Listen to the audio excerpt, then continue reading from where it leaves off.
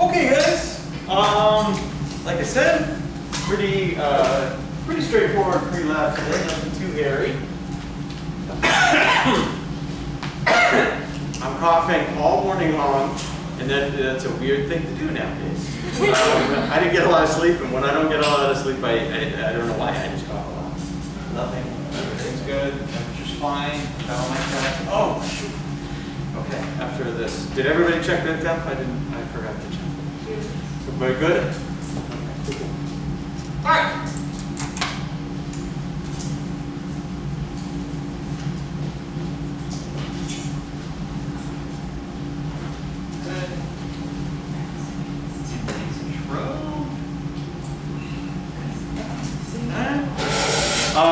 So a lot of syntheses that we do are multi-step.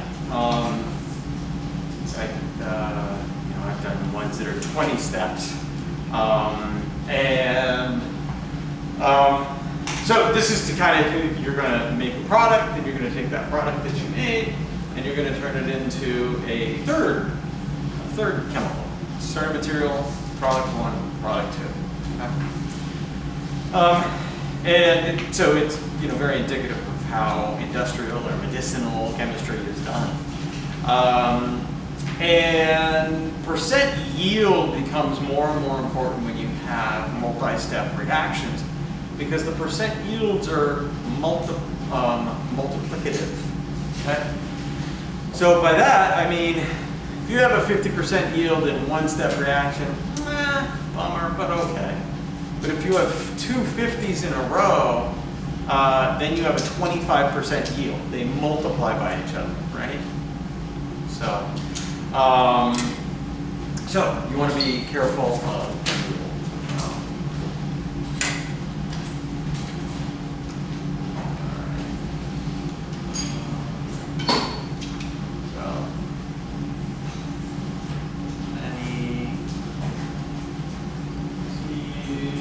Are multi-step.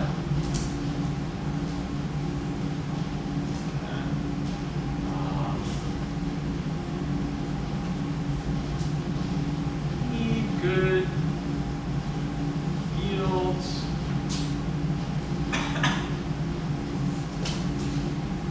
Because they multiply. So,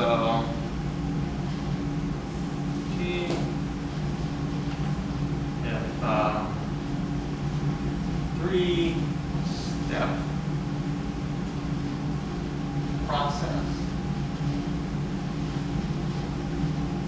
and 70% yield each step.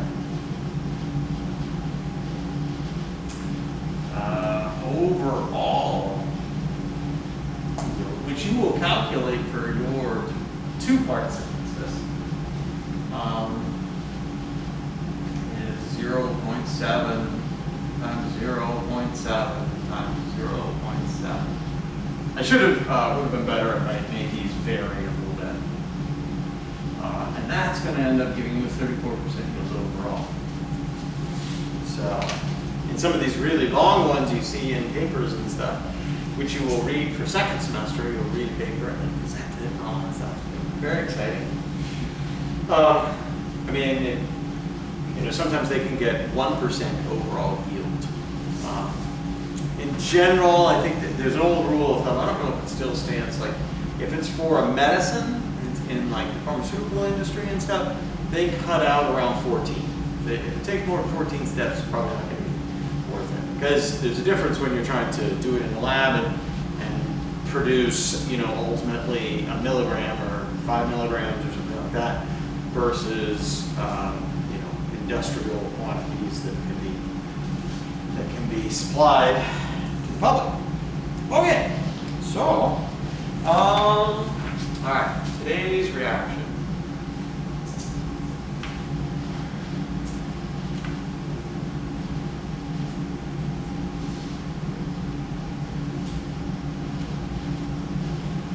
Step one of two.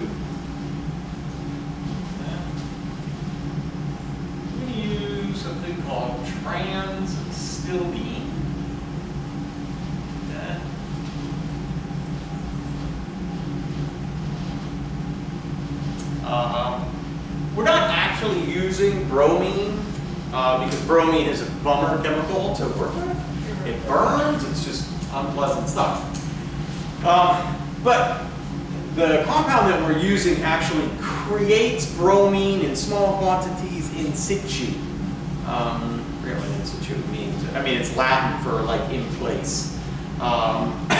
So, you know, in your textbook and in your lecture class and stuff, you'll learn this reaction just with elemental halogens. And this reaction works for bromine, it works for chlorine, it works for iodine.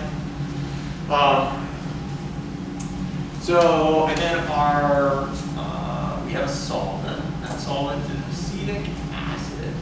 Okay, it plays no part in the reaction. Last time our solvent, dimethyl carbonate in the pheromone synthesis, that was both a reagent and the solvent. Here, just solvent, plays no part. Okay, and the product we're going to get. This is an addition reaction. Okay, so in an addition reaction, you add some atoms, but don't take away any atoms. Okay? It's different from a substitution reaction where you add some atoms and take away some atoms. Here, you just add some atoms. Okay? We'll often describe this. We add bromine across the double bond. Okay? So double bond's gone and there's bromine on either carbon of the former alkene. Okay? Do you guys appreciate why we call this trans still being? You guys appreciate that? Because one is up and one is down, or is it just they're on different sides? They're on different planes. Yeah, when you're looking at alkenes, you can classify them. You can classify rings in a similar way, but you can classify alkenes in a couple of different ways. So if you think of an imaginary line, okay, through the alkene, if if you have two substituents on the same side of that imaginary line, like if the other one was up here, then that would be cis. Sisters like to hang out together. Okay? If they're on opposite sides of this imaginary line through the alkene, then it's trans. Okay? Cis and trans with alkenes tend to only be used for di-substituted alkenes. Remember we were talking about di-substituted alkene? Where there's two R groups, and that's a di-substituted alkene. Two R groups. Okay?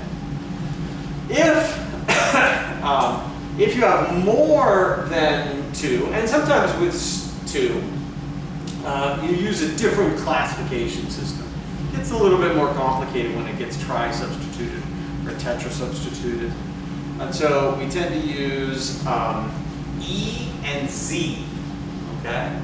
So, and even though this is di-substituted and the cis-trans system works for this fine, people will still classify these with E and Z. And don't worry, I have a handy little way to remember E and Z. E is when the highest priority groups, much like you do priorities with stereochemistry, E is when the highest priority groups are on opposite sides. They are estranged from each other. They have to fight, they move to opposite sides of the alkene. There you go. And when they're on the same side of the alkene, they're on the same side. Okay? When the highest priority groups. Just good one. Okay. I think the estranged is probably my invention because the same side is. I think you'll find that in textbooks. All right. Here. One colored You're like, what's going on? drawings. Yeah. Colorful. I spend a lot of time with crayons. So. Colors. Okay. All right. So if you have elemental bromine, okay, you can actually get momentary dipoles. Kind of like what we describe or perhaps it is what we describe when we talk about London dispersion forces. or van der Waals forces.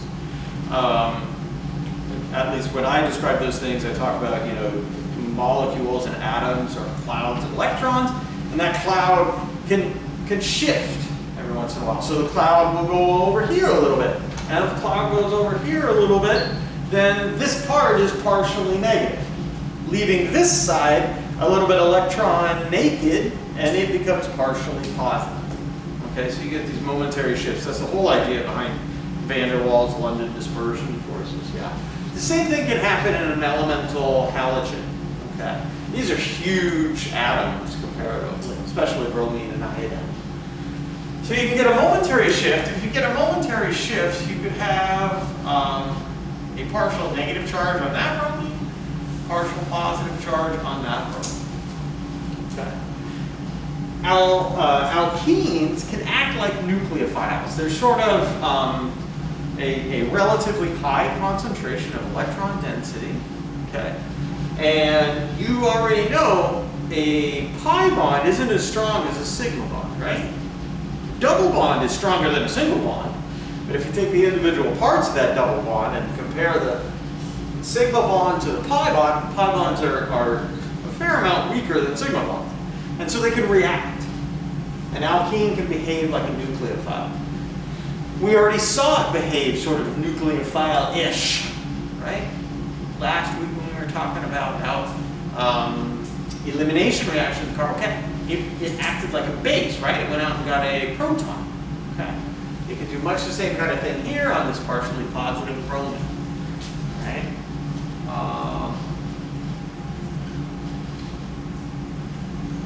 And really the way this actually happens, and this will be important when we start talking about the stereochemistry of this, the way this actually happens is that guy's flat, right? All alkenes are flat, sp2, yeah?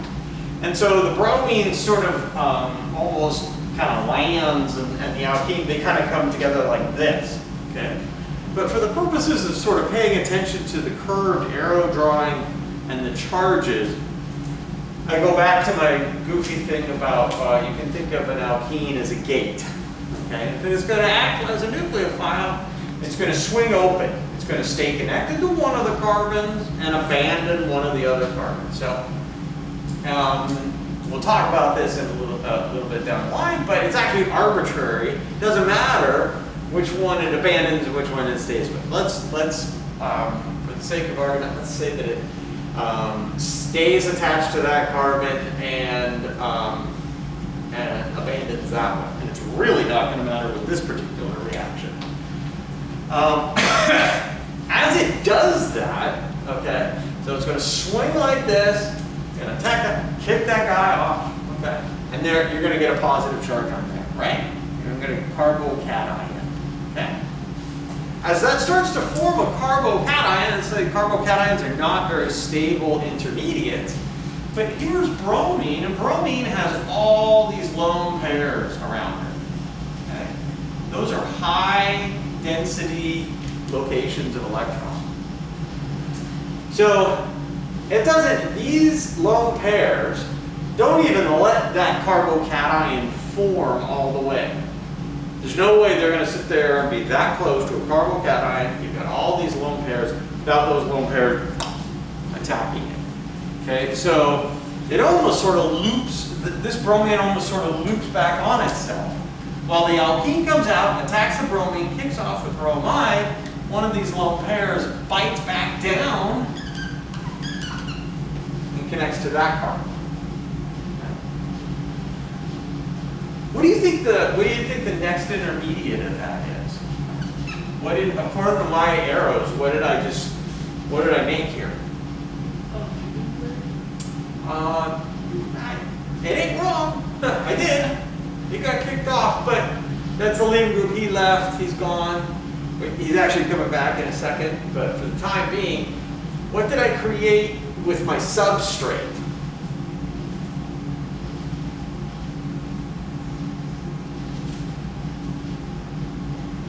Created a ring. Okay? This carbon is going to be bonded to that bromine is going to be bonded to that. I've created a three-membered ring. Okay. All right.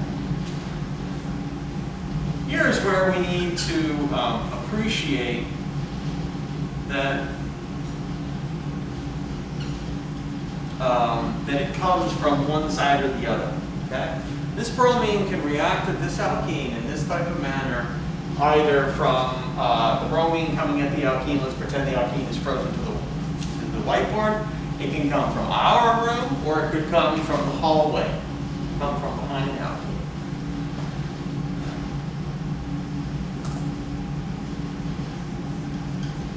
Okay.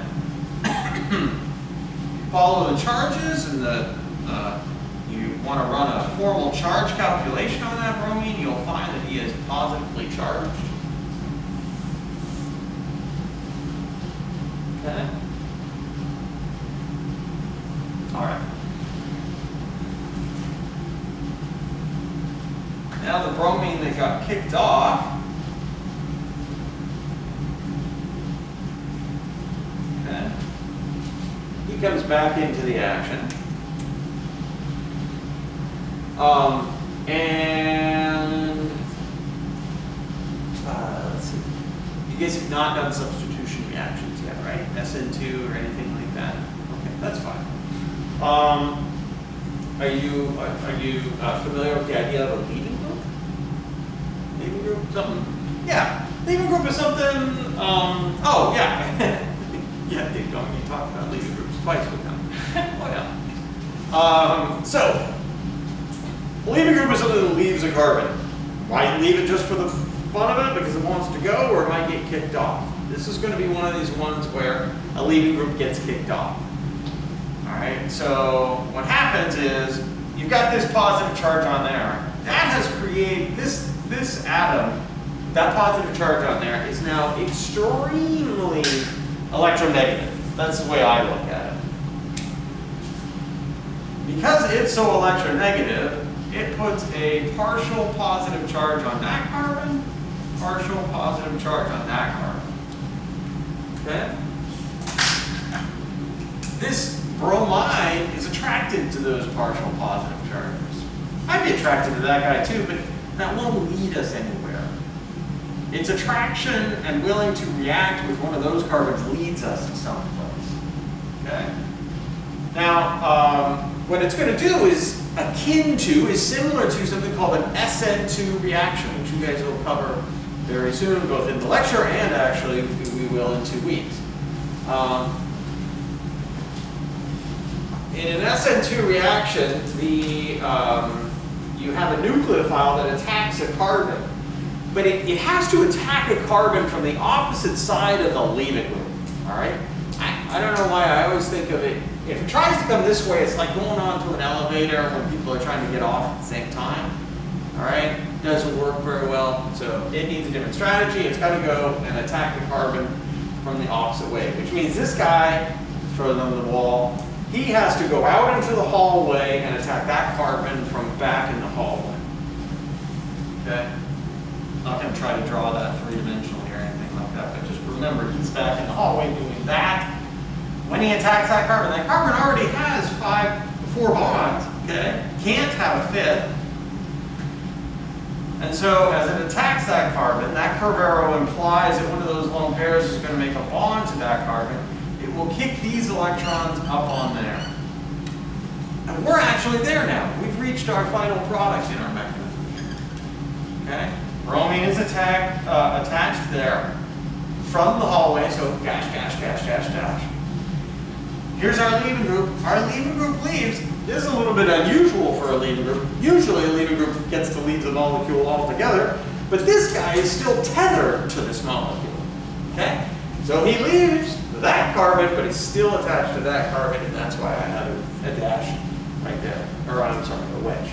Make sense? Yeah. Oh. Cool.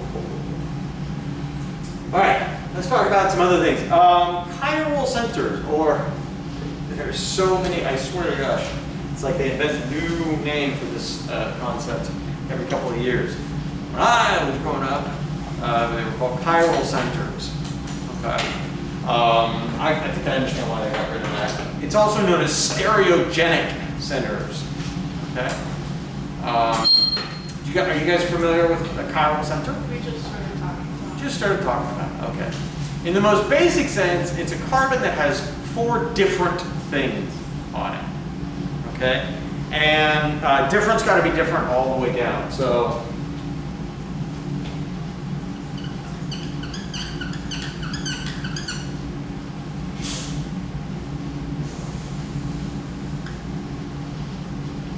that's a chiral center. May not see it, wait, what? No way, you didn't got, you know, you got, well, we got a hydrogen there, I didn't draw it. Okay. 1, 2, yeah, but that's, no, that's not the same. I have this stupid little thing I teach called the little man technique. Imagine you could shrink yourself down and stand on that carbon. Look one way, look the other way. If you see the same things from that vantage point, if you see the same thing looking that way as you do that way, then they're the same. If there's any difference, and it doesn't matter, you've got binoculars, it doesn't matter how far down, if there's any difference, then they're different, all right? If I did that right there and I stand on there, I'd look down and I'd see 1, 2, 3, 4, 5 CH2s, 1, 2, 3, 4, 5, 6 CH2s, each followed by a CH3. That's subtle difference. That one extra CH2 makes those different. So that is a chiral center. Okay? Had I forget which one has more. This one has more, right? Yeah. If I cut off that one, boom, not a chiral center. Okay? Here's one that I'll just do real quick. Not that it's that pertinent to us right now, but learning happening, darn it.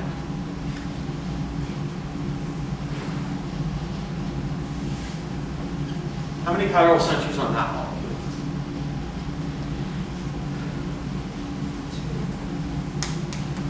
2? Olivia, what do you say?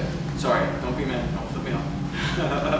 You just had this look like, no? Do you have an opinion? Sure. I don't know. What's your gut? I don't know. I'm sorry. I don't know why I'm picking on you. Wait, none. What? Yeah, I was gonna There's say none. There's no chiral center. CHEM. Yeah. Little man technique. I don't know why it's so sexy. I Because they're the apologize. same going either way. So, yeah. If you shrink yourself down, you stand on that carbon, and I look to the right, I see CH2, boom, methyl group going back. If I look this way, I see CH2, boom, methyl going back. I see the same thing going down that way. Same thing if I look up this way. Okay, so no chiral centers on that. Okay, and they get pretty, I would say that's one of the hardest to see. So if you're good on there, then you're good. Now my question for you. Are there any chiral centers on our crop?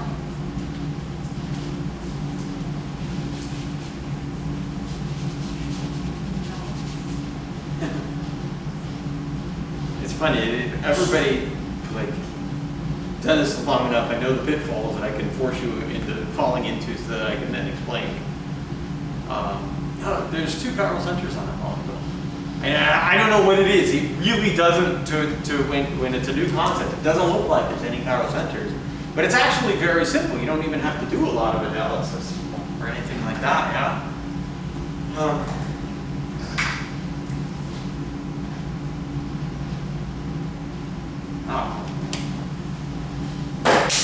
Damn it.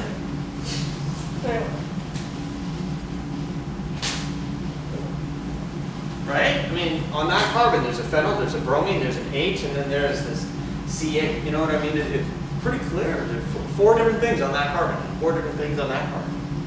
Okay.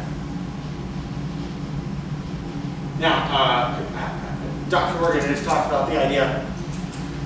Okay, so that's, I should probably stop saying chiral centers. Stereogenic centers. It's got 2 stereogenic centers. Okay. The existence or the appearance of stereogenic centers is one of the fastest ways to look at a molecule and say, is that molecule chiral? Chiral means you are not superimposable with your mirror image. Okay? Your hands are chiral. Okay? Your hand is chiral. How do I know? Because I walk around with a mirror image of it. and they are non-superimposable. I can't superimpose these. If I try to superimpose, like morph them together so that everything lines up perfectly. You might be like, well, yeah, there you did it. No, I didn't, because if you morph that now, the back of my hand lines up with the palm of this one. Oh, fix that problem by just doing that. Yeah, that fixes the palm and the back problem, but it doesn't fix the thumbs. Okay, so your hands are chiral. All right. You know, if I had my nose broken and my cheekbone broken and all that stuff, my face would be hopefully sort of symmetrical. Your face is an approximation of something that is not chiral. Okay? You know, it's the mirror image of it. If you took the mirror image of it, then you could, you know, slide right in. This one's been messed up too much. It's now chiral. All right. Okay. But the thing about chiral centers, so chiral centers is a great way to go, okay, there are chiral centers, then we should be suspicious that your molecule is chiral. Okay? Chiral centers frequently leads to chirality. And it's the first test I use when I look at a molecule. Okay? The thing is that, I don't know, let's throw out a percent. 1% of the time it fails, or maybe even less than that 1%. Okay, so there's another test for chirality. It never fails. It takes a little bit more doing. So I tend to use both of them. Okay? Do you guys know what that test for chirality is, Dr. Organ? No? Okay. Test for chirality is a plane of symmetry, okay, which is a very fancy word and it throws students off and stuff. But if I just say, hey, is this symmetrical? Like if you look at a building, there's different, I don't know anything about architecture, but there's some type of architectures where it's really important, 2 windows, 2 stacks, you know, it's really important that it's symmetrical. You know what I'm talking about? You look at a house like that, and if I said, is that symmetrical, you'd be like, yeah, that's symmetrical. I think in the South they built like that, I don't know. But then there's houses where they're not at all symmetrical, you know. So you could do the same type of thing. You could look at a molecule and go, is it symmetrical? Or the way we talk about it, is there a plane of symmetry? Is there a plane where you can cut it down and pull apart 2 symmetrical pieces? Okay? All right. So if you have chiral centers, run that other check for a plane of symmetry. If you have a plane of symmetry, your molecule is not chiral. It is possible to have chiral centers. It's rare, but it's possible to have chiral centers and the molecule not be chiral. Okay? All right. Is there a plane of symmetry on that molecule? Again, it's almost like not very nice. I know the traps. I can push them into them. It turns out, remember all single bonds can spin, right? All right, so let's draw in our missing hydrogens.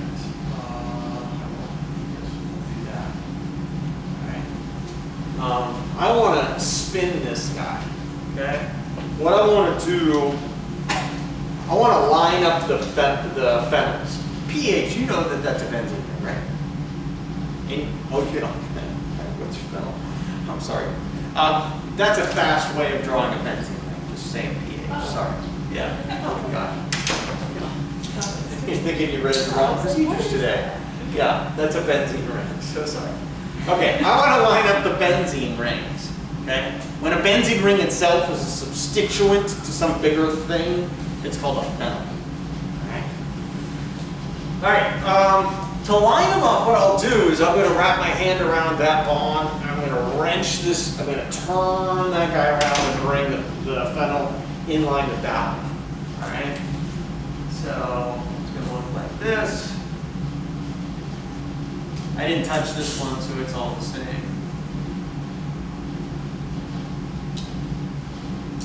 Okay? When I grab that guy and I swing, all right, what's that bromine going to do? This is just a tripod. Okay, and I'm swinging this leg of the tripod around. What's the bromine going to do? It's going to go into the back. It's going to go to the back. Okay, what's the hydrogen going to do? Come to the front.